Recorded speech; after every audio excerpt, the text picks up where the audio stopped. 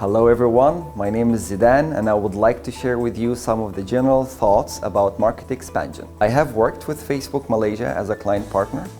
My clients were based in Australia and New Zealand, and after that I joined Foodpanda, and this taught me a lot about market expansion because I was head of online marketing in Malaysia, and I have seen how Indonesia, which was after us, growing, and I was traveling back and forth between two countries to make sure that we have the same message, we have the same philosophy, we are well connected.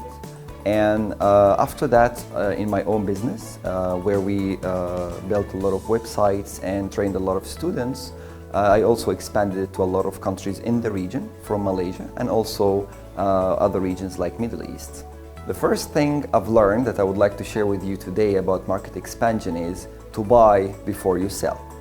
Act like a client or a customer before you sell services or products, and that will teach you a lot of things about business culture. When you think of moving to another market, I believe that the fairest approach is to be a client, to see first where the local culture stands in terms of customer service.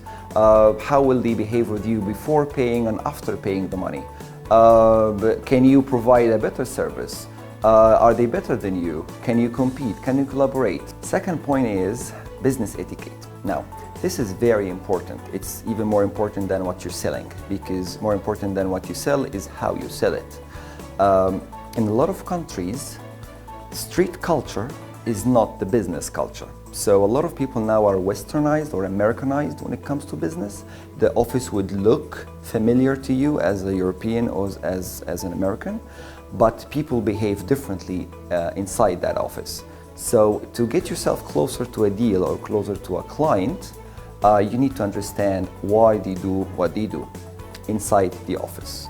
And in business culture, there's a lot of things to talk about, and I will try to summarize some of them. The way you speak, your body language is very important. And the second thing is the way you dress. A lot of people think just wearing a suit and a tie will do the job, but no, there is a lot of things involved. When are you wearing that tie? Who else wears the tie in the room? Who to talk to when I wear the tie? A lot of things you don't see from the top, but when you zoom in, that would actually cost you the deal. Also, handshaking. A lot of cultures think that a firm handshake will show that you are confident or you are trustworthy. Surprisingly, it's not the case in the rest of the world. Where I came from, the Middle East, a firm handshake would also be taken as childish sometimes.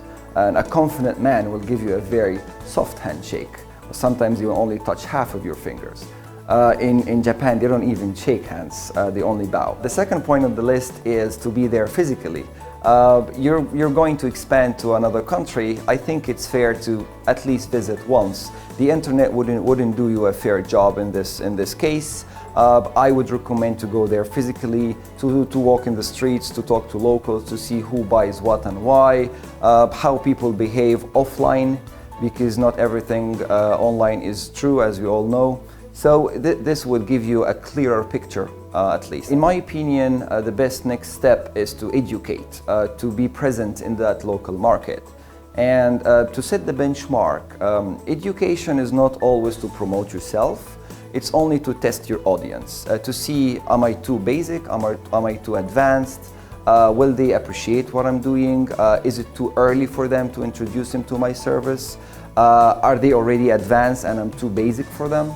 And this will only happen when you communicate with the local community through education, courses, meetups, events, but you will be the speaker, not just networking. You need an audience for that. I believe it's better if you are the speaker in an event, and that will allow you to see a wider picture of the community, because the reactions you get on spot would draw that picture for you. Are they ready for my product? Are they too advanced for my product? And to draw an accurate picture, you need a wider access to the community, not just one-to-one conversation. When you go to a new market, you don't have to compete all the time. You can also collaborate. You can collaborate with competitors. So let's say you're going to Germany or you're going to Egypt. I believe you go there and scan the market for a month or two, and see who's number one and why, and who's number two and why. You'll be surprised when you talk to some of the big players, and they will tell you, well, we are thinking to outsource some of our service, and we think you are the right person. Next thing is to bet on number two. Number one in the market is always too comfortable to worry, too big to worry.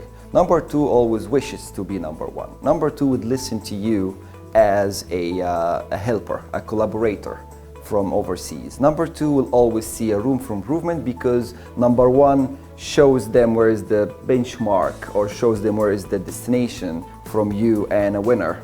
If you want to put it in a perspective. As I say, feedback is pure gold. Not all the payments are in cash. This is what teaches you how to build a better and stronger product.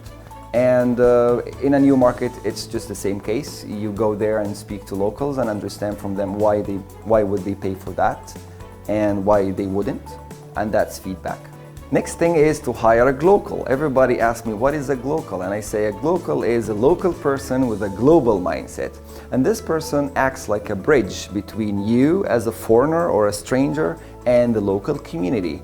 He understands you, he speaks your language, but he also understands the community, and he can translate the feedback, what we have spoken earlier about, to you in your language. The last thing I would like to mention in this video is go where you're celebrated, not tolerated, and that means you go where you're heard, you go when there is a lot of room to innovate.